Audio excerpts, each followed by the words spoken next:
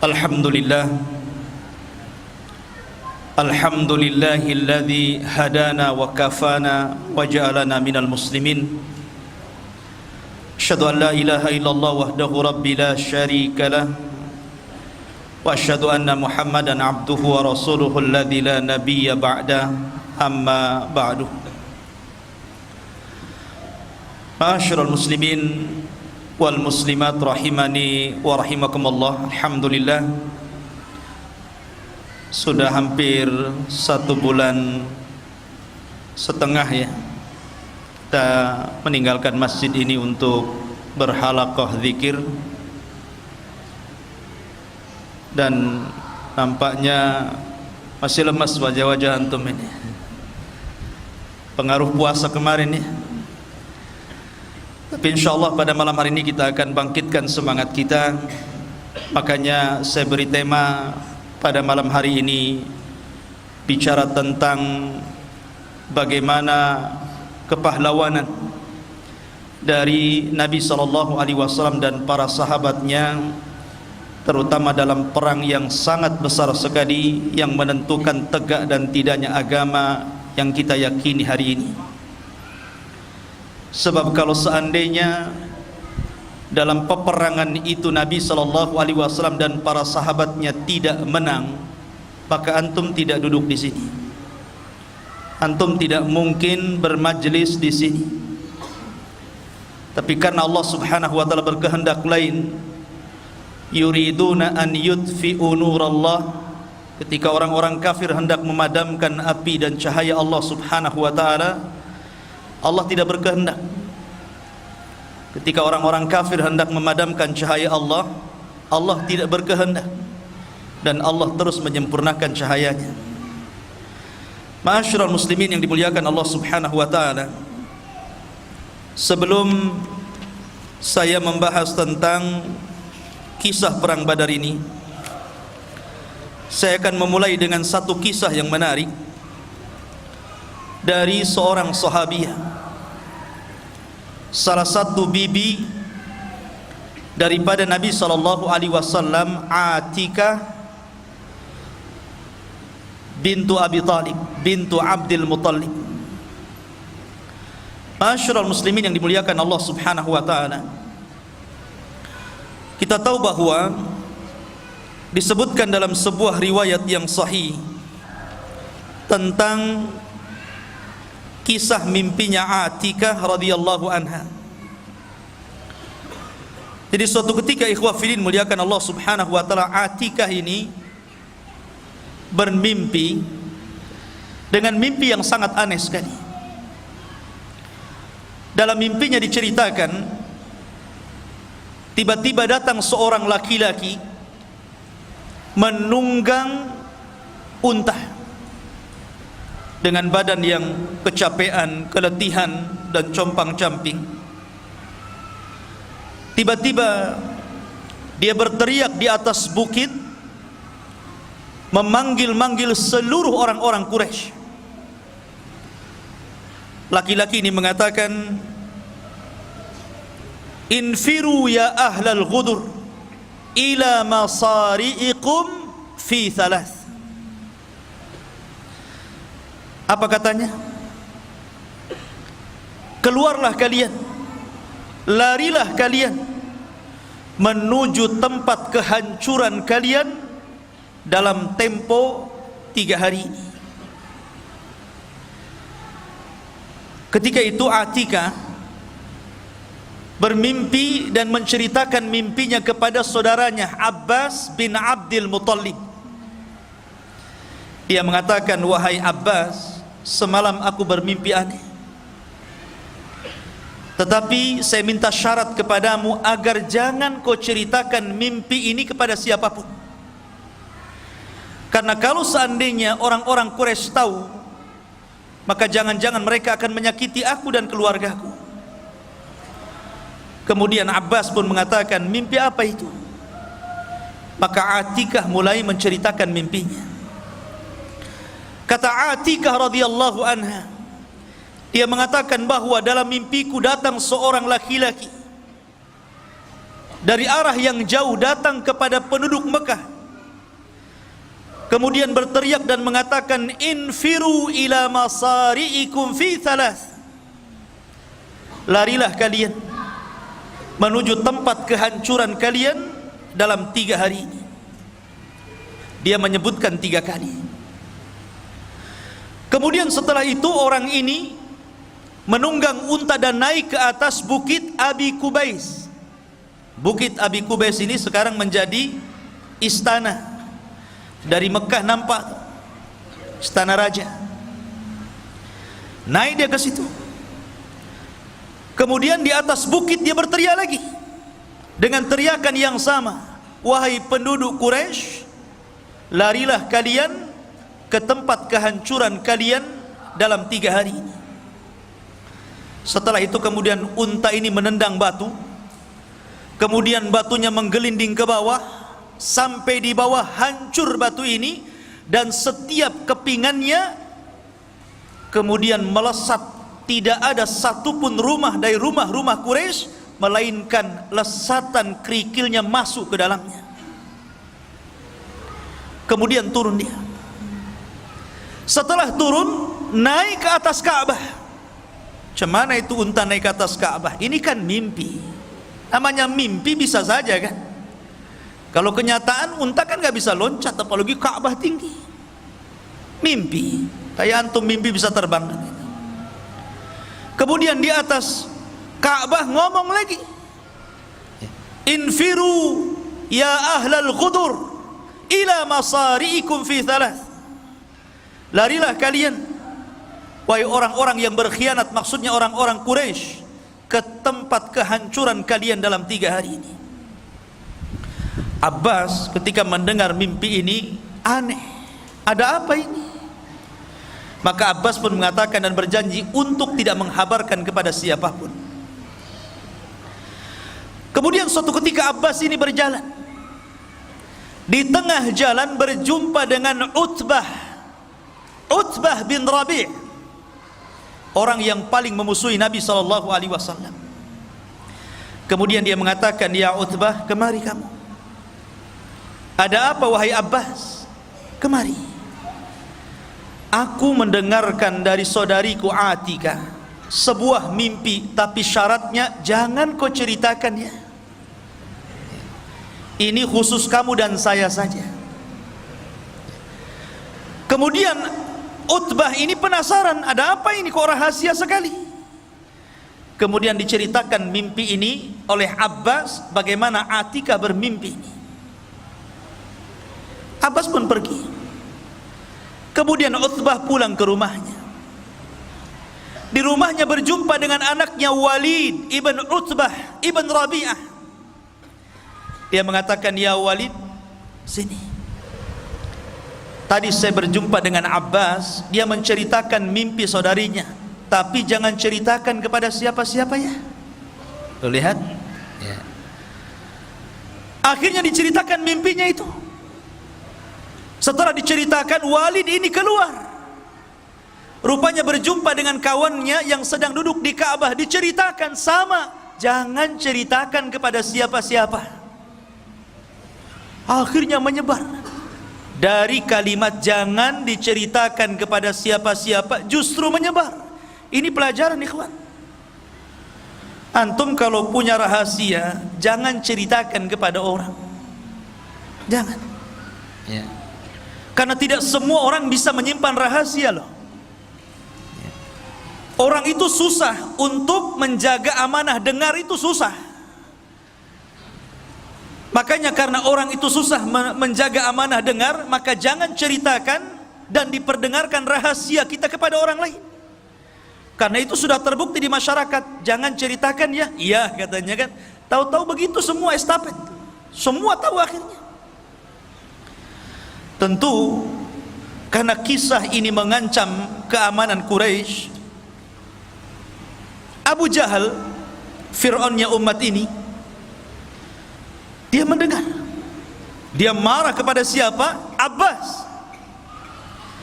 Maka kemudian ketika Abbas sedang bertawaf, karena di zaman jahiliyah juga ada haji Ada umroh, tetapi haji dan umrohnya tentu berbeda dengan haji yang kita laksanakan secara tata cara syariatnya. Mereka menyembah berhala, mereka bersiul-siul, bertepuk tangan, bernyanyi-nyanyi. Makanya kalau antum sedang haji, sedang umroh, jangan nyanyi. Lah ikhwah fillah muliakan Allah Subhanahu wa taala. Maka kemudian Abu Jahal marah dan mengatakan, wahai Abbas, tidak cukupkah dari kabilahmu ada seorang laki-laki yang mengaku nabi? Maksudnya Rasul sallallahu alaihi wasallam. Sekarang muncul lagi dari kabilahmu seorang wanita yang ngaku nabi. Maksudnya siapa? Atikah. Abbas pura-pura tidak tahu. Dia mengatakan saya tidak tahu. Tapi Abu Jahal cerdas dan mengatakan, bagaimana engkau tidak tahu? Semua telah mengetahui kabar itu. Akhirnya kemudian Abu Jahal mengancam Abbas bin Abdul Muttalib ini.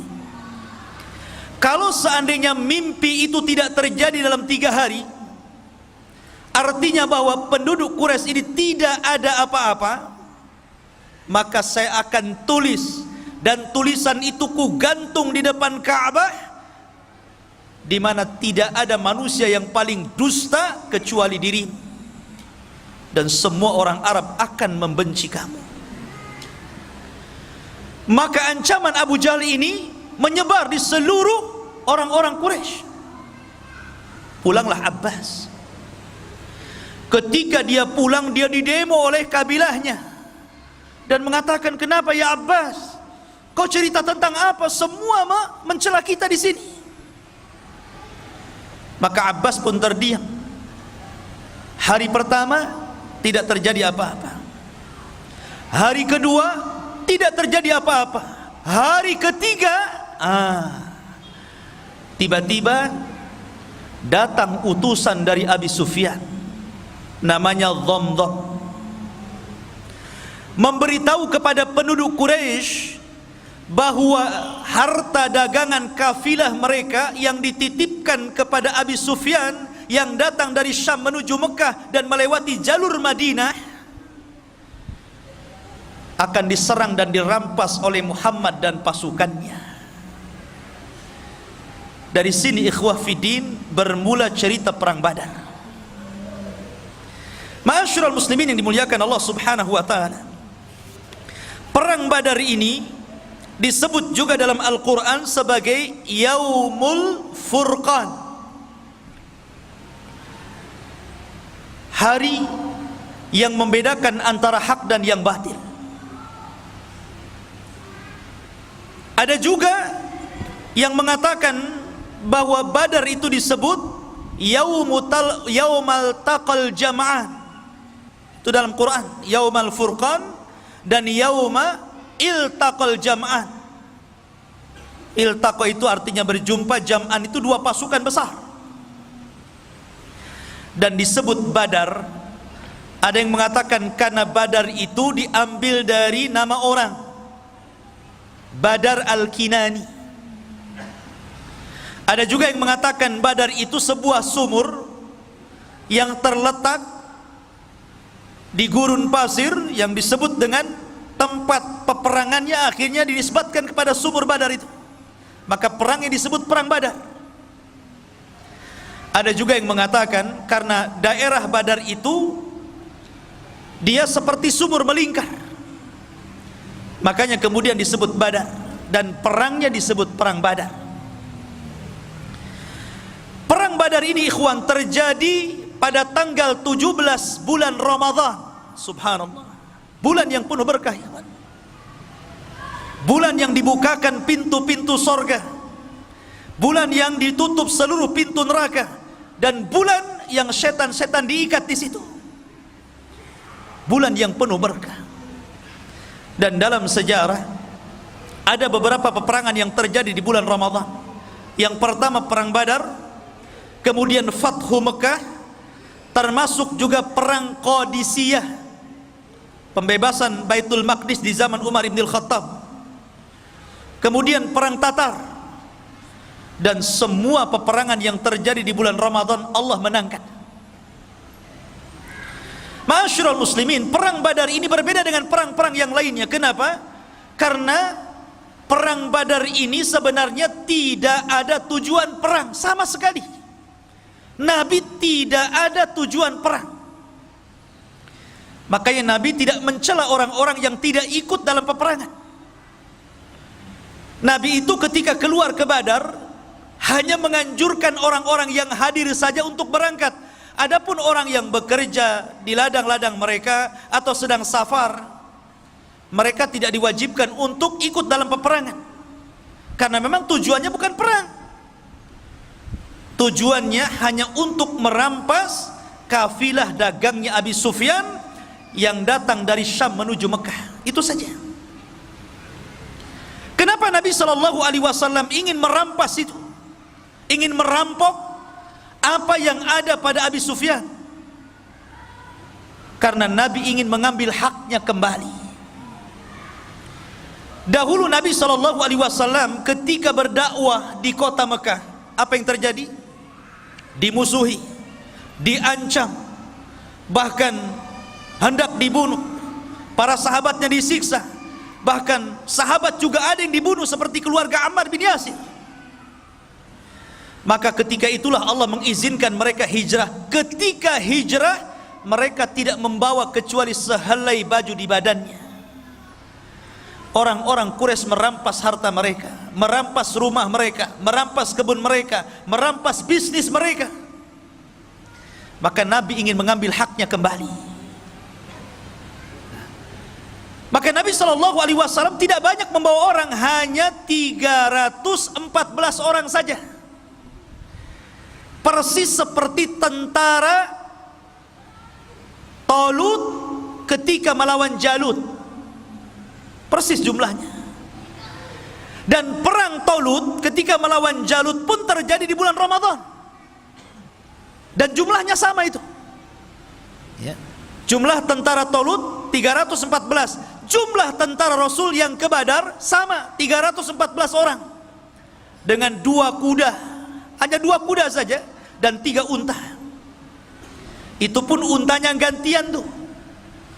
Disebutkan bahwa Nabi SAW menunggang unta bertiga gantian. Abu Lubabah, kemudian Ali bin Abi Thalib, dan Nabi SAW. Kemudian unta satunya Mikdad dan yang lainnya. Jadi bolak-balik gantian, karena Badar itu cukup jauh juga, berkilo-kilo dari Madinah. Lah ketika itu Nabi SAW justru yang lebih banyak jalan dibandingkan naik. Lihat, harusnya Nabi itu lebih banyak menunggang dibandingkan berjalan, kan? Itulah sosok pemimpin, ikhwan.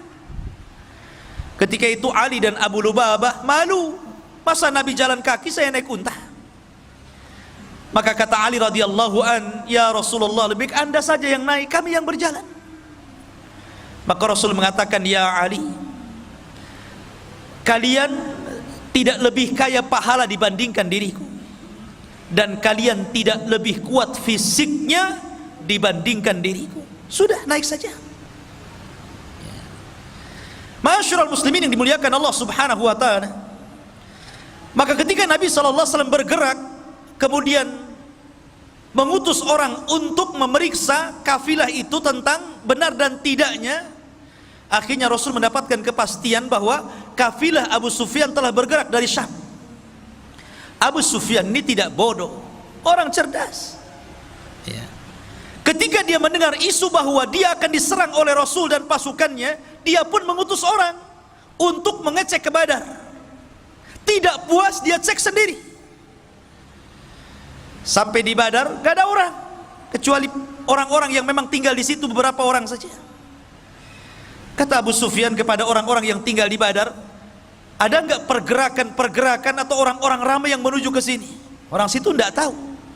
Karena Nabi SAW dalam setiap peperangan selalu menggunakan taktik tawari.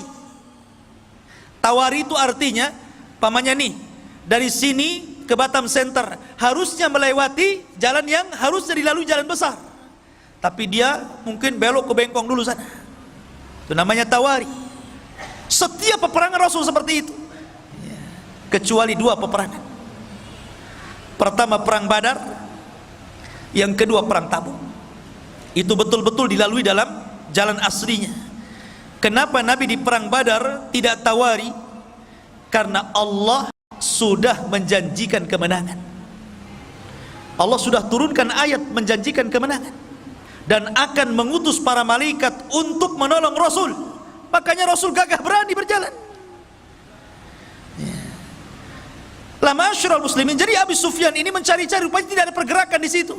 Tapi Abu Sufyan kemudian mendengar berita ada 2 orang yang lewat di sini. Rupanya Abu Sufyan mencari bekas-bekasnya itu. Ketemulah kurma yang jatuh dan dia tahu itu kurma Madinah. Kata Abu Sufyan, benar. Ini Rasul ini sudah membawa pasukan. Ini kurma Madinah. Di sini tidak ada kurma. Dari situlah kemudian Abu Sufyan pun langsung membelokkan rute jalannya untuk menyelamatkan dagangannya. Dan dia mengutus Dhamdam. Dia mengatakan, ya Dhamdam, berapa hari kau bisa berjalan ke Mekah, ke Quraisy? Kata Dhamdam, 2 minggu. Kata Abu Sufyan, bagaimana kalau seandainya ku beri ongkos 5 kali lipat daripada ongkos biasa, tapi kau harus sampai 2 hari sampai di sana. Bisa bayangkan, 2 hari yang ditempuh 2 minggu jadi 2 hari pakai kuda. Gimana nasib kudanya itu? Ya tentu dia tidak istirahat kan gitu, 2 hari harus sampai. Maka Dhamdam pun kemudian dengan berjalan kencang menuju mana? Menuju Quraisy, ingin memberitahu Abu Jahal. Sampai di Quraisy, dia udah kecapean, udah kecompang-camping semuanya kan. Dia pun naik ke atas bukit. Kemudian kebiasaan tradisi Arab, kalau membawa berita yang sangat menghebohkan dan mengkhawatirkan, maka selalu melepas bajunya dan membalikkannya. Itu tradisi mereka. Kemudian dia berteriak-teriak dan mengatakan, sesungguhnya dagangan-dagangan kalian yang dibawa Abu Sufyan terancam dan dia tidak bisa mempertahankan karena dia sendirian. Maka mendengar bahwa harta-harta mereka akan dirampas Rasul dan para sahabatnya, maka Utbah dan Abu Jahal, Fir'aunnya umat ini, langsung bergerak mengumpulkan seluruh orang-orang Quraisy dan memaksa untuk keluar semuanya. Tidak boleh satu pun yang tinggal. Kalaupun dia tidak ikut dalam perang, minimalnya dia harus menggantikan dan membayar orang sebagai gantinya. Ketika itu ada kisah Umayyah ibn Khalaf. Umayyah bin Khalaf ini sudah tua, badannya gemuk. Ya tidak segemuk saya lah ya, gemuk. Dia minta uzur, tidak mau berangkat gitu kan. Kenapa? Karena sebelumnya ada tokoh syair, tukang penyair, tokoh paling hebat, tukang syairnya Arab ya. Dia mengatakan, kalau kalian tetap keluar membantai Muhammad dan pasukannya, sama saja kalian membantai anak dan saudara kalian. Bukankah mereka adalah kerabat-kerabat kalian juga di sini? Lebih baik sudah tinggal di sini.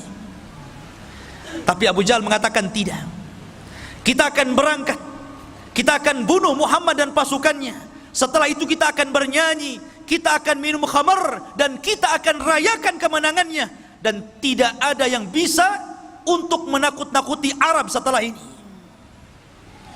Ketika itu Umayyah bin Khalaf, dia minta uzur. Nampaknya saya tidak bisa berangkat nih. Abu Jahal cerdas, ini Umayyah ini pimpinan nih. Kalau dia tidak ikut, kabilahnya bisa tidak ikut. Akhirnya kemudian dia bawa kayu gaharu. Antum tahu gaharu yang dibakar itu? Di Jabal Uhud ada tuh ya. Kayu gaharu ya. Kayu gaharu itu zaman itu digunakan untuk pewangian perempuan.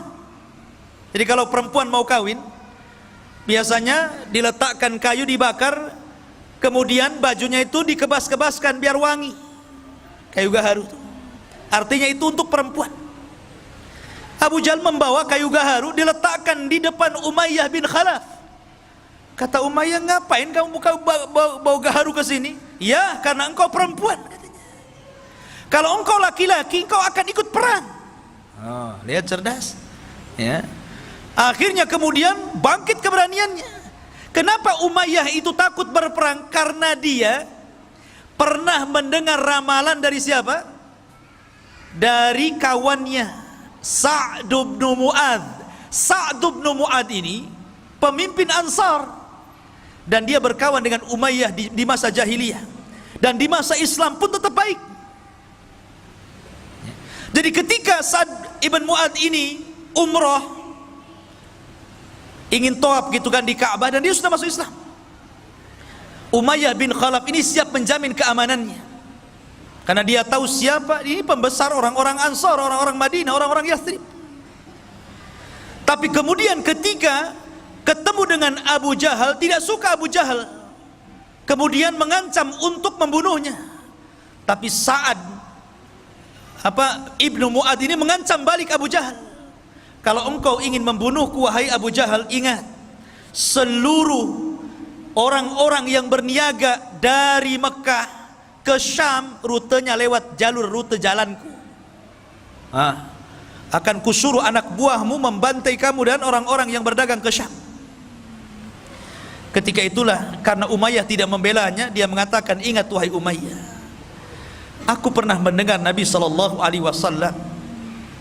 mengatakan bahwa engkau akan dibunuh. Engkau akan dibunuh.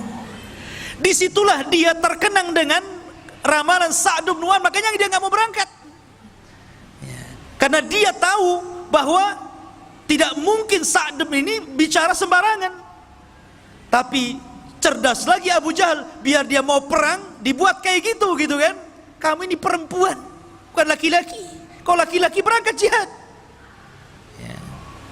Akhirnya bangkit, diajak juga anaknya.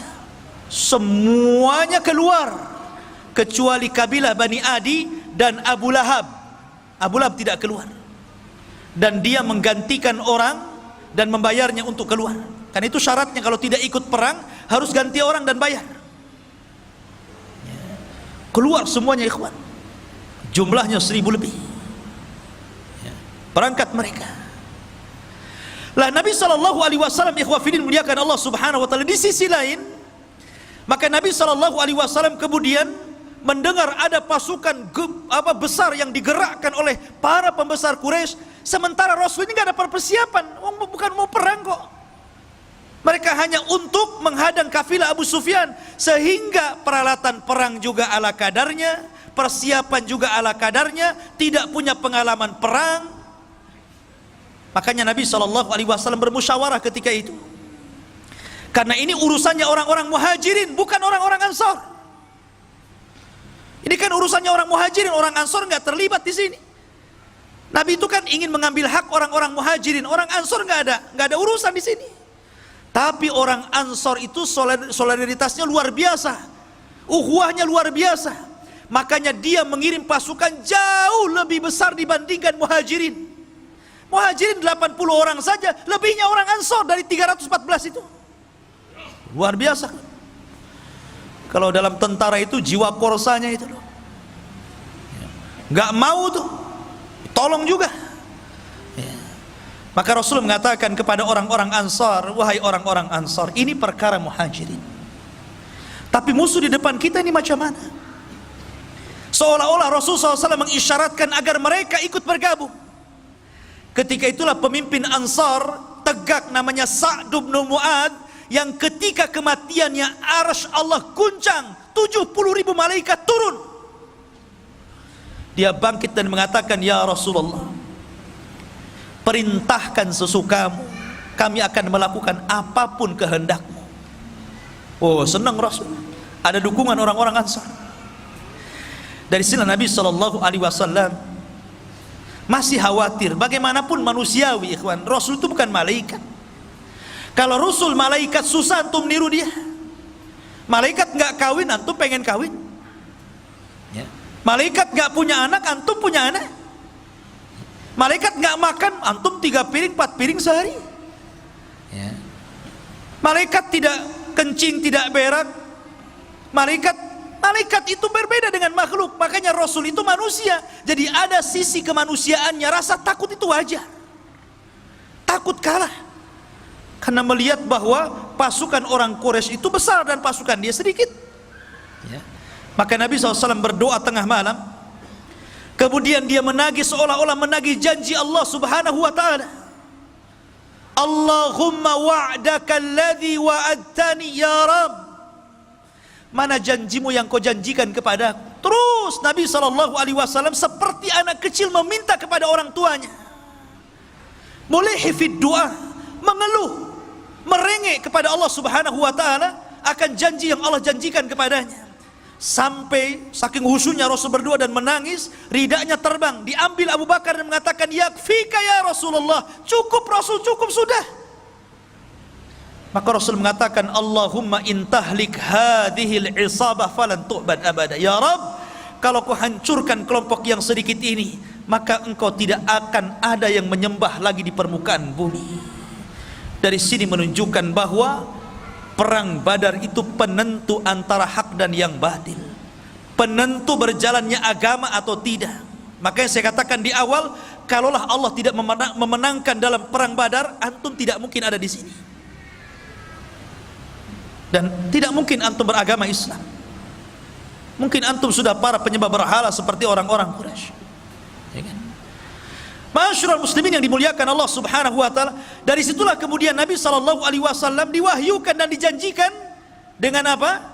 Dengan 1000 malaikat akan diturunkan. Kemudian Allah Subhanahu wa taala janjikan lagi, in tattaqu wa tasbiru, kalau engkau bertakwa dan terus bersabar, yumdidkum bisalasati alafin minal malaikah, ku tambah lagi 3000, 4000 jadinya. Kemudian di hari peperangan Allah kirim 5000 pasukan malaikat dipimpin Jibril dan sahabat dipimpin Rasul.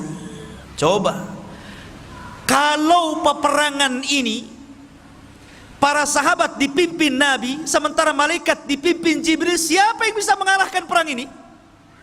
Ini malaikat ikut campur masalahnya. Lain dengan perang Uhud. Sebenarnya perang Uhud itu malaikat akan membantu, cuman karena ada kesalahan dari kalangan para sahabat menentang perintah Rasul, jadi terjadi kekalahan. Tapi perang Badar ini semua taat kepada Rasul. Lah makanya ikhwah fillah muliakan Allah Subhanahu wa taala, ketika pada hari yang ditentukan inilah, maka Nabi SAW ketika itu memilih tokoh-tokoh untuk menjadi pemimpin perang. Di antaranya Raisul Am, ya tentu Nabi SAW, pemimpin umumnya. Kemudian di sana ada pemimpin di bawah beliau namanya Mus'ab ibn Umair al-Badri al-Qurashi. Kemudian dari kalangan muhajirin dibentuk lagi kelompok-kelompok kecil dan dipimpin Ali bin Abi Thalib. Dan dari kalangan Ansar dipimpin oleh pemimpinnya sendiri Sa'd bin Mu'adz. Dan dibuat bersop-sop. Rasul membuat taktik perang yang tidak dikenal orang-orang Arab. Siapa yang mengajarkan? Allah yang mengajarkan. Ya. Bahkan Nabi SAW sebelum berperang itu membariskan saf seperti Anda dalam sholat. Bagaimana Anda dalam sholat? Tentu antum akan baris kan? Akan merapatkan safnya. Ya. Saf salat gimana? Tumit dengan tumit berjumpa, bahu dengan bahu berjumpa. Makanya kalau sholat itu kaki jangan terlalu meregang, nanti bahunya nggak ketemu. Harus sama, jadi bahunya ketemu, tumitnya juga ketemu. Itu namanya merapatkan saf dan meluruskannya. Kalau seperti itu pasti lurus tuh sholatnya. Ini mah enggak ya, imamnya ngomong apa? Rapatkan saf kalian. Tapi ketika sang imam jadi makmum, dia pula yang tidak merapatkan safnya. Cemana pula imam ini? Masyarul muslimin yang dimuliakan Allah Azza wa Jalla. Lah setelah itu kemudian Nabi SAW membariskan, ada satu kisah. Ketika Rasul membariskan saf tentara ini, ada yang mengatakan ada seorang namanya Sawad, ada yang mengatakan Ukasa bin Mihsan. Jadi orang itu lurus barisnya, ini agak ke depan nih. Maka Nabi SAW mengambil tongkat kemudian memukul perutnya supaya mundur. Nabi SAW tegas, ikhwan. Rupanya kejadian ini teringat satu kisah di saat akhir wafatnya Nabi SAW. Ketika Nabi SAW sudah sakit parah, kemudian mengumpulkan para sahabatnya dan mengatakan di hadapan para sahabatnya, wahai manusia, ya ayyuhan nas, man kuntu dharabtu dhahran fahadha dhahri falyaktas minni. Wahai manusia, siapa yang dulu pernah kupukul punggungnya, nih punggungku, kisos sekarang. Ketika itu semua para sahabat terdiam. Tidak mungkin para sahabat bicara ketika bicara Rasul. Tidak mungkin para sahabat berani ketika Nabi sedang berceramah. Tiba-tiba ada seorang sahabat bangkit kemudian mengatakan, ana ya Rasulullah, ma dumta talabtal qasas fa ana aqtas ming. Selama engkau menuntut kisos, saya ingin mengkisos dirimu. Wih, semua melihat sahabat ini. Kurang ngajar nih sahabat ini. Ya. Nabi sudah sakit, tiba-tiba bangkit kemudian mengatakan seperti itu. Ali datang, ya Rasulullah, biar saya yang dipukul. Abbas datang mengatakan, ya Rasulullah, biar saya yang dipukul. Kata Rasul, diam, biar dia kisos aku. Rupanya laki-laki itu namanya Uqasah bin Mihsan, yang tadi itu di perang Badar dipukul itu. Dia minta kisos dia. Ya. Maka kemudian Uqasah datang kepada Rasul. Rasul kaget, kenapa? Ini Uqasah. Uqasah ini siapa? Satu di antara sahabat yang dimasukkan dalam 70.000 orang yang masuk surga tanpa hisab dan azab. Kata Rasul, ketika dia bermimpi di padang mahsyar, dia melihat ke arah kiri ada umat yang sangat besar. Kemudian malaikat mengatakan, itu bukan umatmu, itu umatnya Musa. Kemudian melihat ke arah kanan, ada yang lebih besar lagi. Kata Jibril, itulah umatmu. Dan dari umatmu ada 70.000 manusia yang masuk surga tanpa hisab dan tanpa azab. Ciri-cirinya, mereka tidak minta ruqyah, mereka tidak minta dikai, mereka tidak tatayur, dan mereka senantiasa bertawakal kepada Allah Subhanahu wa ta'ala. Uqasah bangkit, Rasul, doakan aku termasuk mereka. Kata Rasul, ku doakan kau termasuk mereka. Maka Rasul kaget, ya Uqasah, rupanya engkau. Bukankah aku sudah berdoa kepadamu, engkau dimasukkan 70.000? Kenapa kau meminta kisos kepadaku? Maka Uqasah mengatakan, engkau yang meminta. Bukankah engkau yang meminta, wahai Rasul? Maka saya ingin mengkisos dirimu. Maka Rasul mengatakan, ambilkan tongkat, berikan kepadanya. Maka Uqasah dengan gemetaran mengambil tongkat. Kata Uqasah, Rasul, waktu kau pukul diriku, aku nggak pakai baju, maka kamu harus melepas baju. Makin lagi marah sahabat ini kan, ya apa ini Uqasah ini? Ya, akhirnya Nabi SAW melepas bajunya. Ya. Sudah hampir goyang, sahabat dah tegang itu ya kan, digoyang-goyang kan tegak tuh, tegang semuanya. Ini betul tak betul lah kan gitu. Maka dilemparlah tongkat itu, langsung memeluk perut Nabi SAW dan mengatakan, ya Rasulullah, aku ingin menjadi orang yang terakhir yang bersentuhan kulitku dengan kulitmu. Uqasah bin Mihsan. Jadi Nabi merapihkan saf dalam perang Badar itu. Ya. Ma'asyiral muslimin yang dimuliakan Allah Subhanahu wa ta'ala. Maka dalam tradisi jahiliyah, dalam tradisi perang orang-orang dulu, sebelum berperang ada istilah mubarazah namanya. Mubarazah itu lawan tanding. Nih jagoanku, mana jagoanmu. Begitulah perang dulu. Ya. Lah ketika itu orang-orang Quraisy mengeluarkan jagoan-jagoan mereka dan menantang jagoan-jagoan Nabi SAW. Maka ketika itu dikeluarkanlah Utbah bin Rabi'ah, orang yang paling benci kepada Rasul. Kemudian saudaranya Syaibah bin Rabi'ah. Kemudian anaknya Utbah juga, Al-Walid ibn Utbah bin Rabi'ah. Ini orang sangar-sangar nih, orang-orang garang-garang dari Quraisy.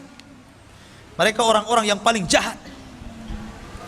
Kemudian Nabi SAW mengeluarkan 3 orang Ansar, tapi ditolaknya dan mengatakan, kami tidak ada urusan dengan orang Ansar, kami ingin keluarkan jagoan kalian dari Muhajirin. Maka Nabi SAW ketika itu memilih 3 orang, Hamzah, Asadullah, singa Allah, Sayyidus Syuhada, pemimpinnya para syuhada di sorga, dikeluarkan untuk melawan Syaibah bin Rabi'ah. Kemudian Rasul memerintahkan Ali bin Abi Thalib untuk melawan Al-Walid ibn Utbah bin Rabi'ah. Kemudian Rasul mengeluarkan Ubaidah ibnul Harith dan melawan Utbah bin Rabi'ah. Maka terjadilah pergulatan hebat. Hamzah, Asadullah, sekali tebas saja matilah Syaibah. Kemudian melihat Ali kewalahan melawan Utbah, dibantunya ditebas lagi, meninggal Utbah. Kemudian Al-Walid ibn Utbah juga meninggal di tangan Ali. Cuman Ubaidah ibn al-Haris ketika dia bergulat dengan Utbah ini memang agak sengit, saling bacok-bacokan ya, kayak orang carok gitu ya, sehingga lukanya ini menjadikan dia tidak tahan lama hidup. Kemudian dia meninggal dan Rasul mengatakan, asyhadu annaka syahid ya Ubaidah, saya bersaksi engkau telah menjadi syahid. Maka ketika jagoan-jagoan mereka kalah dan meninggal, marah Abu Jahal. Dari setelah kemudian Abu Jahal menggerakkan pasukannya. Mereka tidak paham bagaimana Allah sudah mengajarkan taktik perang. Bahkan mereka tidak tahu bahwa di belakang pasukan Rasul ada 5.000 malaikat, dipimpin oleh Jibril, menggunakan kuda putih, dan dilihat oleh orang-orang kafir dan tidak dilihat orang-orang yang beriman. Jadi yang melihat hanya orang kafir saja. Orang yang beriman tidak tahu. Bahasanya antum baru nyabut golok, kepala orang sudah melayang gitu. Enak nggak kalau perang kayak gitu tuh? Antum baru ngambil pedang gitu kan, kepalanya sudah melayang. Makanya Allah mengatakan, wa ma ramaita id ramaita walakinnallaha rama. Ketika engkau melempar, wa ma ramaita, tidaklah engkau melempar. Ketika engkau melempar, ketahuilah bahwa Allah sesungguhnya yang melempar dia. Karena ketika itu kuda yang ditunggangi Jibril ini menebarkan debu, dan debu itulah masuk ke mata-mata orang-orang kafir Quraisy ini, sehingga mereka kesulitan untuk memandang. Dan itulah para sahabat mudah untuk melumpuhkan, sehingga 70 orang kafir meninggal dan 70 menjadi tahanan. Selebihnya mereka lari tunggang langgang kembali ke Mekah. Dan subhanallah, Allah hinakan Abu Jahal oleh 2 anak kecil, namanya Mu'adz dan Mu'awwidh, keduanya putra Afra. Ini anak kecil ini ikut perang. Si Mu'adz dan Mu'awwidh ini, dia kan orang Madinah, nggak tahu Abu Jahal mukanya kayak apa, dia nggak tahu. Ketika peperangan dia cari Abdurrahman bin Auf dan mengatakan, ya Abdurrahman, yang mana sih Abu Jahal itu? Si Fir'aunnya umat ini yang mana ya? Kata Abdurrahman, no, itu tuh orang itu. Langsung 2 anak kecil ini, 2 anak remaja ini mencabut pedangnya, dikeroyok sama 2 anak remaja ini, mati Abu Jahal. Bayangkan. Ya. Dan keduanya mengklaim membunuhnya dan Rasul membenarkannya. Masyarul muslimin yang dimuliakan Allah Azza wa Jalla.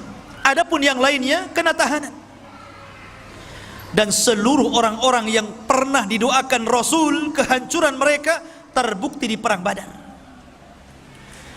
Ketika Nabi SAW di awal-awal dakwahnya, ikhwan, Nabi SAW diejek oleh Abu Jahal dan mengatakan, siapa yang berani meletakkan salah jazur, kotoran unta yang masih berdarah itu, di pundak Muhammad yang sedang sujud di Ka'bah, ku beri dia hadiah. Berdirilah siapa? Uqbah bin Abi Mu'aid. Ini orang yang paling jahat. Dulunya pengagung Rasul, tapi karena perkawanan yang salah akhirnya jadi balik, jadi jahat. Ingat, kawan itu yang baik, ikhwan. Uqbah bin Abi Mu'aid ini dulu penggemar Rasul, walaupun Rasul itu seorang nabi dan agamanya berbeda, tapi karena dia seorang penyair, dia suka kalau Rasul itu melantunkan Quran. Ya. Makanya suatu ketika karena bangganya mengidolakan, ya samalah seperti antum orang Islam mengidolakan para pemain bola. Para pemain bola itu sebagian mereka kafir, bahkan kebanyakan kafir, tapi antum idolakan kan? Pasang gambarnya, kalau dia bertamu ke rumah antum, kemudian selfie, viral tuh. Ya kan? Lah begitulah idolanya Uqbah bin Abi Mu'aid ini kepada Rasul. Jadi suatu ketika dia meminta kepada Rasul untuk bertamu, maunya ngasih makan, ngasih jamuan, tapi Rasul tidak mau makan. Alasannya apa? Karena kamu kafir, kalau kamu Islam saya mau makan. Jadi akhirnya pura-pura dia bersyahadat, yang penting idolanya mau makan. Syahadatnya ini tersebar, maka Umayyah bin Khalaf, kawan dekatnya ini marah. Kau dengar, kau sudah bersyahadat ya, kau ikut agama Muhammad ya? Oh enggak, saya hanya ingin menjamu dia saja, saya pura-pura saja. Enggak, kamu sudah masuk Islam, bukan kawan saya. Akhirnya dia mengatakan, enggak, saya ingin berkawan dengan kamu, saya siap melepaskan itu semuanya. Akhirnya dilepaskan lagi syahadatnya. Kemudian dia mengikuti Umayyah dan berjanji untuk menghinakan Rasul. Disinilah kesempatannya. Jadi ketika Abu Jahal ini menawarkan untuk menyakiti Rasul, Uqbah bangkit dia, biar saya saja. Dia ingin membuktikan perkawanannya, bahwa dia masih satu geng dengan Umayyah. Dia mencari kotoran unta. Hati-hati antum kalau cari kawan. Ya. Maka dia cari, Allah takdirkan ketemu pula tuh. Ketika Rasul sedang sujud, diletakkan itu kotoran unta, ya kemana-mana. Rasul sujud tidak berhenti. Fatimah datang yang masih kecil, menangis melihat bapaknya dihinakan, kemudian dibersihkan, kemudian mengatakan, ya abi, wahai bapakku, ud'u ala haula, doakan kehancuran kepada mereka. Maka Rasul pun mulai mendoakan kehancuran satu persatu, dan semua orang yang didoakan Rasul ketika itu terbukti di perang Badar. Semua orang yang tertawa mengejek Rasul ketika Uqbah bin Abi Mu'aid menghina Rasul, semuanya terbunuh di perang Badar.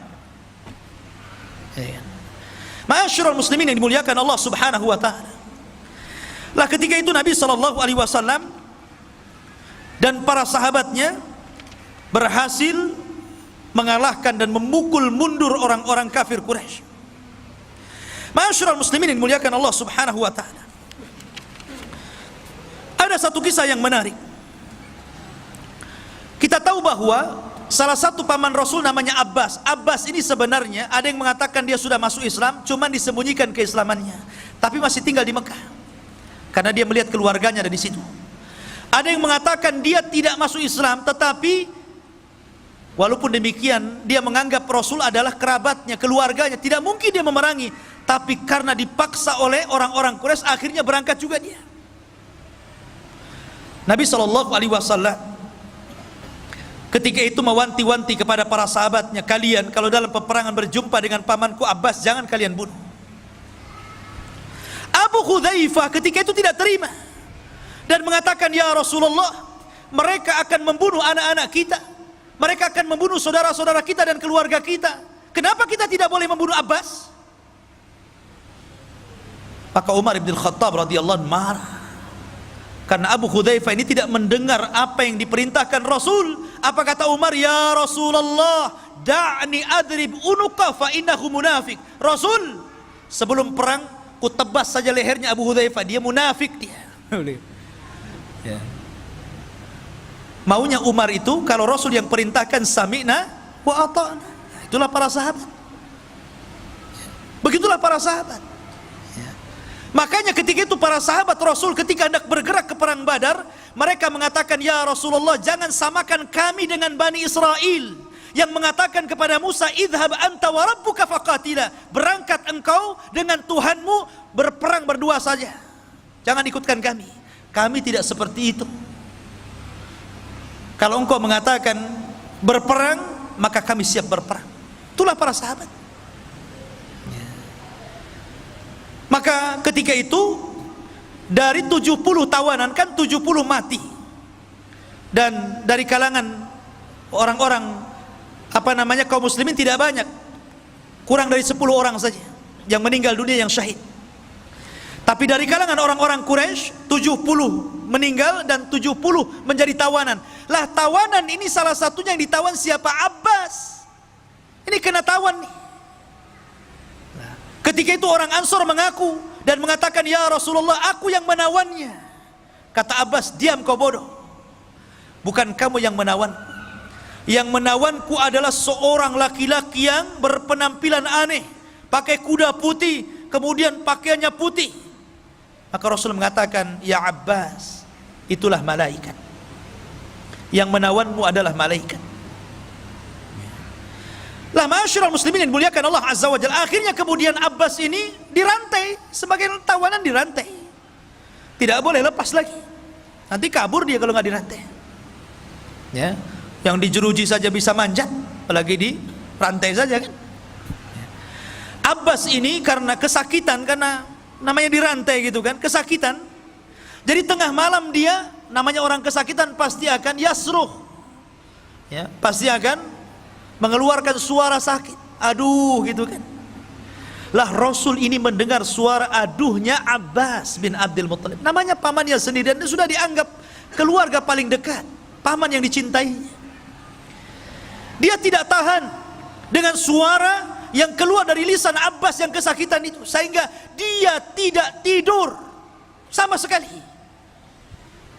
Dia sedih melihat Abbas. Tapi Nabi SAW seorang manusia yang adil, ikhwan, yang sangat adil, dan keadilannya harus dicontoh oleh seluruh para pemimpin yang hendak jadi pemimpin. Walaupun dia pamannya, tidak lantas kemudian karena dia kesakitan dia datang, dah kamu itu paman saya lepas saja kan begitu. Enggak, dibiarkan. Cuman Rasul merasa merana saja. Di pagi harinya itulah dia mengumpulkan para sahabat Rasul. Kemudian dia berceramah, demi Allah, semalam aku mendengar suara Abbas kesakitan, dan aku tidak tenang dan aku tidak tidur sampai hari ini. Maka melihat kesedihan Nabi SAW, sahabat mengatakan, ya Rasulullah, kalau memang engkau berkehendak untuk kami memaafkannya, kami akan maafkan dia. Kalau engkau berkehendak, engkau ingin melepaskan dia, kami lepaskan. Tuh lihat para sahabat, bagaimana memahami perasaan Nabi SAW. Tetapi Nabi SAW sekali lagi adalah manusia yang adil, tidak mungkin dia lepaskan tawanan. Jangankan lagi Abbas, ketika ada seorang wanita dari Makhzumiyah mencuri, kemudian didatangkan kepada Nabi SAW, Ali datang kepada Rasul, ya Rasul maafkan sajalah wanita itu. Kemudian Abbas juga datang, ya Rasul maafkan saja. Akhirnya sampai meminta Usama yang lembut, anak angkat Rasul, biar Rasul maafkannya. Tapi Rasul mengatakan, ayyuhan nas, aimullah, lau kana Fatimatu bintu Muhammadin saraqat laqata'tu yadah. Wahai manusia, demi Allah, kalaulah putriku Fatimah bintu Muhammad mencuri, aku yang akan potong tangannya. Lihat bagaimana keadilan Rasul. Makanya kemudian mengatakan kepada Usama, ya Usama, jangan kau uji diriku ya. Sesungguhnya hancurnya umat terdahulu apabila orang-orang mulia mencuri, maka ditinggalkan hukum hudud. Tapi apabila orang-orang lemah yang mencuri, maka mereka menegakkan hukum hudud. Rupanya sabda Rasul ini menjadi kenyataan hari ini. Kalau para pejabat yang mencuri, para koruptor-koruptor itu enak ya, penjaranya jaga enak. Enak nggak tuh penjaranya itu? Enak gitu kan. Ya. Tapi coba kalau yang nyuri itu orang-orang rendah gitu, nyuri nasi bungkus dikejar, dibakar sama ban. Ya. Ma'asyiral muslimin yang dimuliakan Allah Subhanahu wa ta'ala, intinya bahwa Nabi SAW membiarkan Abbas, kata Rasul, tidak, biarkan dia terikat, dan jangan lepaskan siapapun kecuali dia bayar tebusan. Waktu walaupun Abbas, dia harus bayar tebusan. Itulah keadilan, harus ditegakkan, tetap harus ditegakkan, tidak bisa. Ya. Ma'asyiral muslimin yang dimuliakan Allah Subhanahu wa ta'ala. Adapun Al-Haris ini saudara Abu Jahal, dia lari. Padahal Al-Haris ini orang yang paling berani di kota Mekah, orang yang paling kuat dia. Tapi dia melihat peperangan yang rasanya tidak mungkin menang, lari dia, takutan. Maka dikejar oleh Hasan ibn Thabit, seorang penyair Rasul, kondang penyair Rasul. Ya, penyair karena di zaman itu media dengan syair. Belum ada YouTube, belum ada Instagram, belum ada WA, nggak ada. Pakai syair. Dikejar sama Hasan, kemudian Al Haris pun dibunuh di tengah jalan. Ya. Adapun Umayyah bin Khalaf lain lagi ceritanya. Umayyah bin Khalaf ini kawannya Abdurrahman bin Auf, baik dalam semasa jahiliyah ataupun ketika Abdurrahman bin Auf sudah masuk Islam, itu masih berkawan tuh, masih rekan bisnis. Ya, antara Umayyah bin Khalaf dengan siapa? Dengan Abdurrahman bin Auf. Tapi Umayyah ini tidak suka memanggil Abdurrahman. Dulu Abdurrahman bin Auf itu namanya Abduddar namanya. Setelah dia masuk Islam, diganti namanya menjadi Abdurrahman. Orang-orang musyrik Arab itu tidak suka dengan nama Abdurrahman. Makanya dia mengatakan kepada Abdurrahman, ya Abdaddar. Tapi Abdurrahman tidak mau nengok, nggak suka nama itu nama jahiliyah. Makanya antum kalau punya nama yang tidak bermakna, apalagi namanya aneh-aneh gitu kan, ada namanya Jahannam gitu kan, apa ini antum kasih nama Jahannam? Gantilah. Ya, jadi dia nggak suka. Akhirnya kemudian kata Umayyah, wahai Abdaddar, kalau aku panggil dirimu Abduddar, kau tidak suka. Tapi kalau engkau berkehendak dipanggil Abdurrahman, aku yang tak suka. Ya. Sekarang ku panggil saja dirimu Abdul Ilah. Baru kemudian karena disebut Abdul Ilah, Abdurrahman menengok. Ya, ada apa wahai Umayyah? Umayyah ini tahanan masalahnya, ya kan? Kata Umayyah, ya Abdurrahman, kita kan sudah berkawan, sudah CS lah kita ini. Tolong lindungi aku. Kita ini berkawan semasa jahiliyah, kawan bisnis. Maka kemudian Abdurrahman melihat kasihan kepada Umayyah. Dia mengatakan, ya Muhajirin, ya Ansar, Umayyah bin Khalaf atas tanggunganku, aku yang jamin dia. Oh, mendengar itu Bilal gak terima, karena Bilal itu disiksa oleh Umayyah bin Khalaf. Ingat ceritanya Bilal? Bilal dibawa ke padang pasir, kemudian ditindih dengan batu panas, kemudian dipaksa murtad, hampir mati. Bilal hanya menyebutkan Ahadul Ahad. Siapa yang menyiksa Bilal? Umayyah bin Khalaf. Tiba-tiba Bilal bangkit dari belakang dan mengatakan, tidak, kata Bilal. Pada orang-orang Muhajirin dan Ansar setuju tuh, karena mereka menghormati siapa? Abdurrahman. Siapa yang tidak kenal Abdurrahman? Tapi Bilal bangkit dan mengatakan, inna jauta gimana? Laula najauta fala najah. Kalau seandainya engkau ingin selamat, maka engkau tidak akan selamat. Kalau seandainya engkau ingin selamat, engkau tidak akan selamat. Maka ketika itu seluruh para sahabat melihat Bilal. Ketika itu Bilal mengacungkan pedang. Maka kemudian para sahabat mengisyaratkan kepada Abdurrahman untuk menunduk, supaya tidak melihat kawannya dibunuh Bilal. Karena itu aib membunuh orang di depan kawannya. Maka Abdurrahman langsung menunduk. Bilal datang menebas leher Umayyah, kemudian menyembelihnya. Ma'asyiral muslimin yang dimuliakan Allah Subhanahu wa taala. Itulah tragis tawanan-tawanan yang dahulunya mereka sangat menghina Rasul, akhirnya mereka mendapatkan akibatnya. Maka jangan pernah lecehkan agama. Jangan menghina Allah, jangan menghina Rasul, jangan menghina Al-Quran. Nanti akan ada akibatnya. Ma'asyiral muslimin yang dimuliakan Allah Subhanahu wa taala. Kemudian juga ada kisah yang lainnya yang cukup menarik. Dalam perang Badar, ikhwah fillah dimuliakan Allah Subhanahu wa taala, kita tahu bahwa tawanan-tawanan ini menjadi khilaf antara Abu Bakar dan Umar.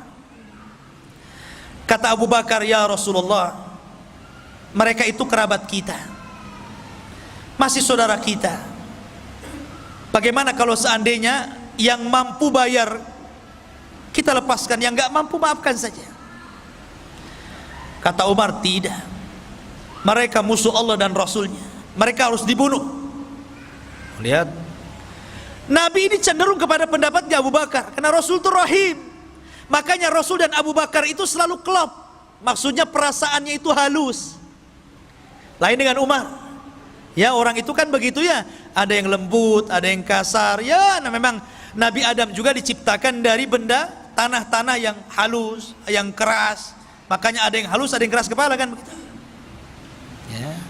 Lah, akhirnya Allah Subhanahu wa taala membenarkan ra'yunya siapa? Umar. Pendapatnya Umar dikuatkan sama Al-Qur'an loh. Makanya Umar itu disebut mulham. Ucapannya itu selalu menyerempet wahyu.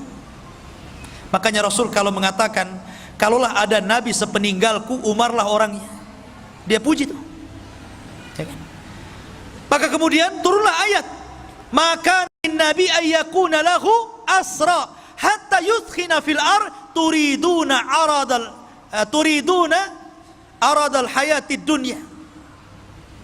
Tidak boleh bagi seorang nabi itu punya tawanan hanya karena ingin merendah kepada kehidupan dunia.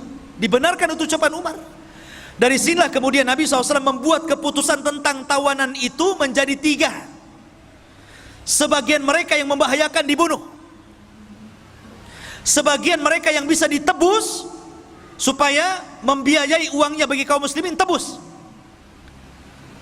Dan sebagian mereka yang tidak bisa ditebus, maka mereka harus mengajari kaum muslimin. Yang pintar matematika suruh ngajari anak-anaknya, yang pintar fisika suruh ngajari anak-anaknya kaum muslimin. Yang pintar Quran, enggak mungkin Quran orang musyrik ya. Ya. Intinya suruh menyalurkan ilmunya, dibagi 3 akhirnya. Begitulah Rasul SAW memperlakukan para tawanan. Tapi Rasul mengatakan kepada para sahabatnya, aku nasihatkan kepada kalian agar berbuat baik kepada tawanan kalian. Lihat bagaimana kita lihat sekarang, ketika orang-orang kafir menawan kaum muslimin. Kita lihat di media-media mas bagaimana mereka disiksa habis-habisan kan? Terkadang mati meninggal di penjara. Tapi Islam tidak demikian. Islam itu dinur rahmah, ikhwan. Kata Rasul, saya wasiatkan kepada kalian agar berbuat baik kepada tawanan kalian. Antum ingat kisahnya Sumamah bin Asal? Dia kena tawan tuh. Ya. Dia kena tawan oleh pasukan Rasul, dibawa ke hadapan Rasul. Kata Rasul, ikat dia di masjid. Dari sini menurut ulama fikih mengatakan bolehnya orang junub duduk di masjid. Karena Sumamah bin Asal ini orang kafir, tentu tidak pernah mandi junub. Orang kafir mandi junub nggak mungkin orang kafir mandi junub. Artinya bahwa orang kafir pasti junub kan? Tapi oleh Rasul diikat di masjid 3 hari lagi. Kalau memang orang junub tidak boleh di masjid, tentu Rasul akan ikat di luar masjid kan? 3 hari. Setiap hari Rasul menawarkan Islam. Dan Rasul memperlakukan Sumamah dengan baik. Para sahabatnya juga dengan baik. Bicaranya lembut. Dari situlah Sumamah melihat bagaimana akhlak Rasul dan para sahabat. Karena 3 hari tidak mau masuk Islam, dilepaskan sama Rasul. Kenapa? Karena Sumamah bin Asal ini adalah pemimpinnya Yamamah. Dan Yamamah itu adalah penghasil gandum terbesar yang memasok gandumnya ke Quraisy. Ini kalau dibunuh bahaya. Ya, makanya dilepas. Sepanjang jalan Sumamah ini mikir, kok beda agamanya dengan agama yang saya anut. Lebih indah, lebih somea, lebih sopan. Baik. Balik lagi dia. Kemudian mengislamkan dirinya, asyhadu an la ilaha illallah wa asyhadu anna Muhammadar Rasulullah. Lihat. Kan dia bisa saja pulang kan? Balik lagi masuk Islam dia. Itulah bagaimana Rasul memperhatikan tawanan dengan baik. Akhirnya Rasul mengajarkan bagaimana cara umrah. Mendengar Sumamah ini masuk Islam, orang Quraisy marah tuh. Ketika dia umrah hampir panah-panah menghadang dia. Kata Sumamah, coba-coba kalian panah saya, ku stop gandum kepada kalian, kelaparan kalian. Akhirnya betul di stop betul. Habis umrah dia pulang, dia stop. Kata Sumamah, aku baru akan ngirim gandum kepada kalian kalau ada izin dari Nabi SAW. Akhirnya berbulan-bulan mereka nggak ada makanan, datang minta izin agar dilepaskan. Akhirnya dikirim lagi. Lah ini ikhwafin muliakan Allah Subhanahu wa taala. Bagaimana Rasulullah SAW memperhatikan tawanan. Maka perang Badar ini luar biasa, banyak pelajaran yang kita bisa petik. Salah satunya ikhwafin muliakan Allah Subhanahu wa taala, bahwa dalam perang ini di mana Allah Subhanahu wa taala memuliakan agama ini karena mereka memuliakan Allah dan Rasulnya. Mereka taat dengan Allah dan Rasulnya. Mereka ikut berperang bersama Nabi SAW. Kemudian yang kedua, kalaulah Allah Subhanahu wa taala tidak menolong dalam perang Badar ini, tentu kita tidak pernah beragama Islam lagi. Dan ini nikmat yang sangat besar. Makanya Badar itu perang pertama dalam Islam. Perang pertama yang menentukan hak dan yang batil. Perang pertama disembah dan tidaknya Allah. Dan perang yang menentukan tegaknya la ilaha illallah. Itulah perang Badar. Makanya kenapa ikhwah fillah muliakan Allah Subhanahu wa taala, perang ini luar biasa. Kalau kita petik sedikit demi sedikit pelajaran dari perang Badar ini, luar biasa. Banyak pelajaran yang kita bisa petik. Cuman sayang memang waktu yang sangat singkat sehingga kita hanya mengambil cuplikan-cuplikan kisah bagaimana keberanian Rasul dan juga para sahabat Nabi sallallahu alaihi wasallam. Ini saya bisa sampaikan. Ada pertanyaan di sini.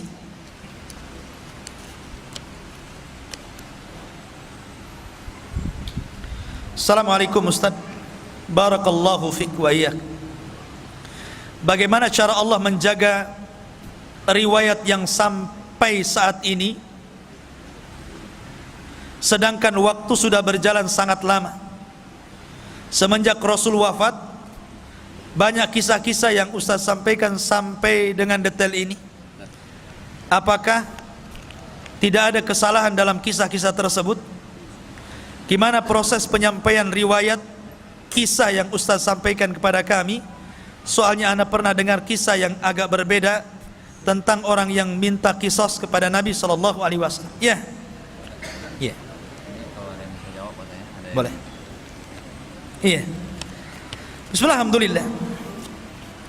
Tentang riwayat ini memang masih diperselisihkan tentang sahih dan dhaifnya, tentang riwayat Ukasah dan riwayat Sawad ini. Akan tetapi saya di sini sedang mengkisahkan sebuah kisah. Makanya kalau antum melihat tentang kitabnya Ibnu Katsir Bidayah wan Nihayah, itu dicantumkan ada yang riwayat yang sahih, ada juga riwayat yang tidak sahih. Terkadang kalau cerita para nabi dan rasul, terkadang kisah-kisah Israiliyat itu pun dimasukkan oleh beliau di situ. Karena kita sedang merunut sebuah sejarah. Merunut sebuah sejarah. Ya, tapi tentunya di atas langit masih ada langit. Kalaupun seandainya yang saya sampaikan kemudian antum mendapatkan ada riwayat yang sahih, mungkin riwayat yang saya sampaikan dhaif, alhamdulillah, itu menjadi sebuah tambahan ilmu untuk antum. Dan ini juga bagian daripada nasihat untuk saya. Tapi karena di sini makomnya sedang berkisah, tentu kita akan merangkai kisah itu sebagaimana runutan kisahnya supaya enak didengar dan tahu gambarannya seperti apa. Kalau kita mengkisahkan sesuai dengan hadis-hadis terputus-putus, tentu antum dengarnya juga nggak enak kan gitu. Antum sedang mensyarah sebuah hadis jadinya, bukan sedang mengkisahkan sebuah kisah. Beda ya. Kalau kita belajar hadis, ya tentu kita akan cek dulu tentang riwayatnya ini, namanya apa namanya, kesohihan dan tidaknya. Bagaimana hadis ini pandangan para ulama secara hadisiahnya, baru kemudian diambil hukum-hukum fikihnya kan. Tapi di sini saya sedang menceritakan sebuah kisah. Kisah secara umum seperti ini. Lah, untuk memperdalam kisah-kisah ini antum bisa baca lagi di buku-buku seperti Bidayah wan Nihayah Imam Ibnu Katsir, atau dalam kitab Rahiqul Makhtum, ya. Kemudian dalam kitab Ibnu Hisham dan kitab-kitab sejarah yang lainnya, antum kembangkan. Sebab kalau antum sudah tahu kerangka kisah, Itu kalau antum baca, oh iya saya pernah dengar. Ya. Oh seperti ini runutannya. Ya, jadi seperti itu. Sebab kalau seandainya kita ikutkan dengan riwayat-riwayatnya, bagaimana riwayat ini lemah, siapa di dalamnya, kemudian bagaimana pandangan ulama, nggak jadi berkisah ya, jadi mensyarah hadis jadinya. Ya. Wallahu a'lam. Taib. Kemudian yang selanjutnya, Ustaz, apakah kami memiliki kesempatan masuk ke dalam golongan 70.000 masuk surga tanpa hisab dan adab? Ya, bisa. Karena Nabi SAW tidak menyebut orangnya, tapi menyebut sifatnya supaya akan ada sampai kiamat dibangkitkan. Yang pertama, sifatnya tidak minta diruqyah, bukan meruqyah atau minta diruqyah, itu tidak boleh. Boleh, tidak ada masalah. Maksudnya tidak minta diruqyah itu kalau tidak darurah. Kecuali kalau darurah, memang antum ini kesurupan atau apa, ada penyakit gitu kan, dan tidak ada jalan kecuali diruqyah, minta ruqyah nggak masalah, dan nggak tetap masuk dalam 70.000. Maksudnya itu dia tidak berhajat, tahu-tahu minta diruqyah. Karena kenapa minta diruqyah ini mengeluarkan 70.000 orang yang dijanjikan masuk surga tanpa hisab dan adab? Karena takut mempengaruhi tawakal. Tawakal itu harus kepada Allah. Tapi ketika kemudian antum minta ruqyah, kemudian antum sembuh, nanti antum bergantung kepada ustadz yang meruqyah. Terkadang saking fanatiknya kepada ustadz yang meruqyah, yang ini mantap ustadz ini kalau meruqyah jinnya langsung minggat, yang ini agak seret-seret jinnya. Ya. Jadi tawakalnya kurang. Ya, makanya dilarang. Ya. Kemudian yang kedua, tidak minta kai. Kai itu mengobati dengan besi panas. Orang dulu itu kan kalau kena bacok pedang, zaman sekarang kan kalau kena luka kan banyak, ada betadin, ada ini, ada itu kan. Adalah supaya tidak tetanus kan gitu. Zaman dulu kan nggak ada obat-obatan kayak gitu. Maka supaya tidak membusuk, bekas lukanya itu ditancap besi panas. Sama dengan orang yang menghilangkan tato dengan setrika gitu kan. Zaman dulu kan begitu ya. Zaman dulu itu takut kalau punya tato ditangkap masalahnya. Kemudian terkadang mereka disetrika kan. Nggak boleh gitu. Kenapa nggak boleh? Karena dikhawatirkan rasa takutnya melebihi dari rasa takut kepada Allah. Harusnya takut diberikan kepada Allah, jadi takut besi panas jadinya kan. Nah, jadi mengurangi tauhid. Ataupun yang ketiga, tatayur. Antum tidak menjadikan sesuatu yang antum lihat, antum dengar, ya kan? Antum meraba adanya keuntungan atau adanya kerugian dalam sesuatu. Bahasa lain, jangan menganggap sial dengan apa yang antum dengar, antum lihat, atau antum merasakan. Namanya tatoyur. Tatoyur itu dari burung. Dulu di zaman jahiliyah, kalau mau dagang, mungkin ke arah Syam, tidak ke arah Yaman, maka diterbangkan burung tuh. Kalau burungnya itu ngarah ke Syam, ini beruntung, hoki nih, berangkat nih, burung ini bawa hoki nih. Tapi kalau dia mau berangkat ke Syam, burungnya malah lari ke Yaman, nggak jadi. Ini sial nih. Nah, tatoyur namanya. Zaman itu cuman burung saja jadi tatoyur. Zaman sekarang macam-macam orang tatoyur. Yang pakai burung masih ada ya. Kalau tengah malam ada burung gagak, kuak-kuak gitu kan. Wah, ada orang mati katanya. Ya kan? Kalau dulu zaman saya masih kecil gitu, ada kupu-kupu besar, kupu-kupu sirama-rama gitu kan. Wah, ada menteri masuk rumah nih. Ya. Kemudian kalau ada suara-suara, tangan nih gatal nih sebelah kanan, wah mau dapat duit katanya, padahal banyak utang ya. Ini tatoyur namanya. Kadang-kadang angka pula disalah-salahkan. Itu tatoyur, itu nggak boleh ya. Kemudian yang terakhir, tawakal. Dan tawakal itu tauhid yang paling tinggi. Tawakal itu menyandarkan kepada Allah. Jadi kalau antum punya 4 sifat, masuk di sini. Dari 70.000 manusia yang masuk surga tanpa hisab dan adab.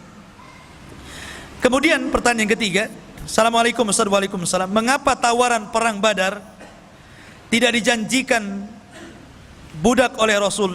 Bukankah tawanan perang diperbolehkan menjadi budak? Mohon penjelasan. Mereka budak tawanan itu. Yang ditebus gak jadi budak lah kan begitu, ditebus. Makanya kata Rasul, seorang anak tidak akan mampu untuk menebus kebaikan orang tua. Walaupun antum bikinkan rumah orang tua itu umpamanya, ya, anggaplah bangunan yang tinggi, flat gitu kan, bangunan yang sangat tinggi. Anggaplah 100 tingkat, saking tingginya sampai mereng begitu kan. Kemudian antum kasih apalagi tanah yang luas, mobil yang mewah, kemudian rumah yang indah. Kemudian antum kasihkan sama orang tua, cukup? Tidak. Tidak bisa. Tidak mungkin antum bisa membalas kebaikan orang tua kecuali satu, kata Rasulullah. Kecuali kalau orang tua antum menjadi tawanan perang, kemudian jadi budak, antum datang dan menebus, memerdekakan orang tua antum, baru sebanding kebaikannya, ya kan? Kalau yang ditebus, bebas dia. Tapi kalau yang tidak ditebus, tidak bebas, dia jadi budak. Makanya suruh ngajari, mereka tetap jadi budak. Dan sebab perbudakan dalam Islam itu karena kekafiran. Jadi kalau seandainya perang nih, muslim sama kafir, perang syar'i, betul-betul perang, jihad, kemudian orang Islam menawan orang kafir, setelah ditawan masuk Islam, tetap budak dia. Beda kalau sebelum ditawan dia masuk Islam, dia tidak budak, karena dia masuk Islam sebelum ketangkap. Tapi kalau ketangkap kemudian masuk Islam, tetap budak. Makanya Bilal, dia masuk Islam kan, tapi tetap budak. Setelah dimerdekakan Abu Bakar baru tidak budak. Karena sebab perbudakan dalam Islam itu karena kekafiran dia, ya, itu yang antum harus pahami. Jadi mereka budak. Wallahu a'lam. Baik. Ini ada amanah. Siapa yang bisa menjawab dapat kitab.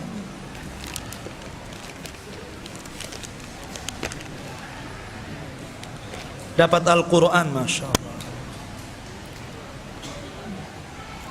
Taib. Pertanyaan yang pertama, kapan terjadi perang Badar? Tanggal berapa dan bulan berapa? Main jawab aja. Tunggu dulu. Mana pula? Aduh.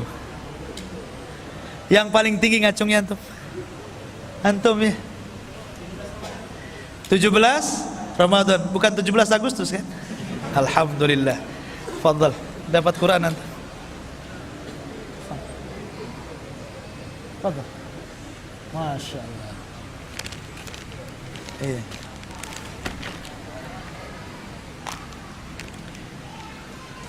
Berapa jumlah?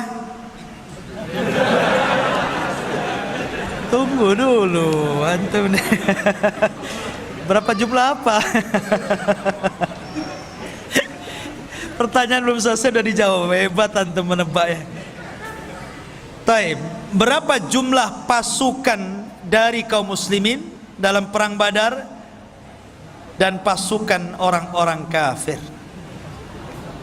Mulai itu ya, turun semua ya. Semangat antum. Paling depan, fadhal.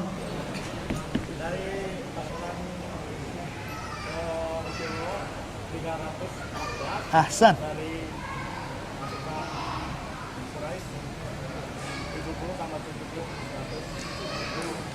70 tambah 70 berarti 1004. Lah, kok jadi sedikit tentara kafir? Jumlah pasukan secara keseluruhan. Saya nggak bisa dipotong mushaf ini, jadi nggak bisa dikasih. Iya. Yang aja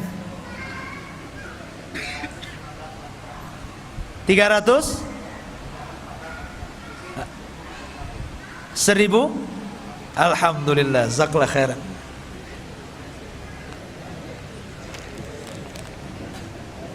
Afwan akhwatnya, fadhal. Sebenarnya untuk akhwat, tapi karena nggak ada pengeras suaranya, Jadi mohon maaf gitu ya untuk ikhwan semuanya, karena kalaupun akhwat mendengar jadi menjawab nggak dengar ke sini. Taib. Pertanyaan yang ketiga. Siapakah pemimpin?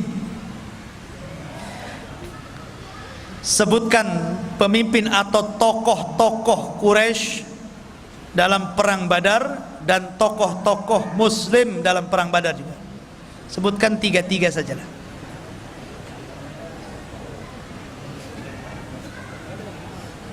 Tar, depan sudah. Ujung. Yang belakang, fadhal, berdiri. Berdiri. Biar orang tahu.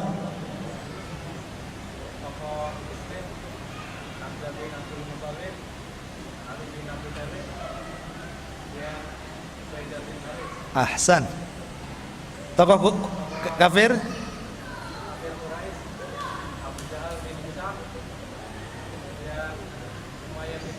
Ayo.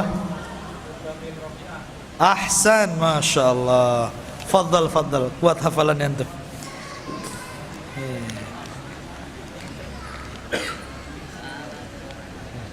Masya Allah ya.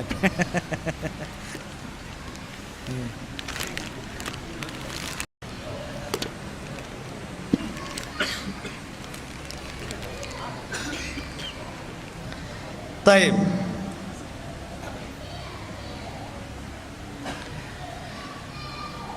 Pertanyaan yang selanjutnya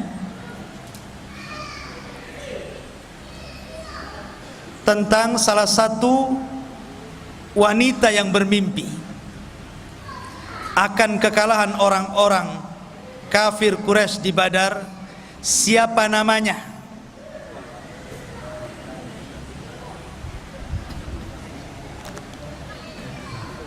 Sebelah sana belum namanya. Ujung. Atikah. Ahsan, Atikah. Fadhal. Coba apa?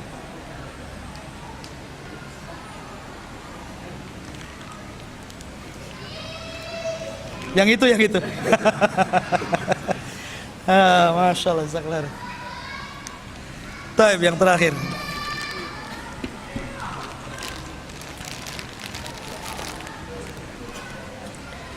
Nama lain dari perang Badar. Nah, antum lah. Perang Yaumul Furqan atau? Iya, kan ada beberapa saya sebutkan.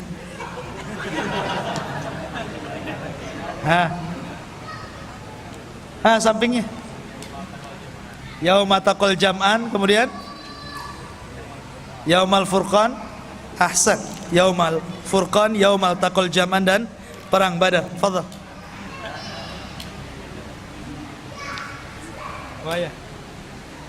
Tapi itu saja ikhwan. Insyaallah kita berjumpa minggu depan. Ya mungkin juga masih ikhwan-ikhwan yang lain belum dapat informasi, karena ini juga dadakan informasi malam ini. Mungkin bisa diinformasikan kajian di Jabal Arafah sudah kita mulai. Dan insyaallah setiap malam minggu kita lanjutkan kisah-kisah yang lainnya. Subhanallah bihamdika, asyhadu an la ilaha illa anta astaghfiruka wa atubu ilaik. Allah Ta'ala. Assalamualaikum warahmatullahi wabarakatuh.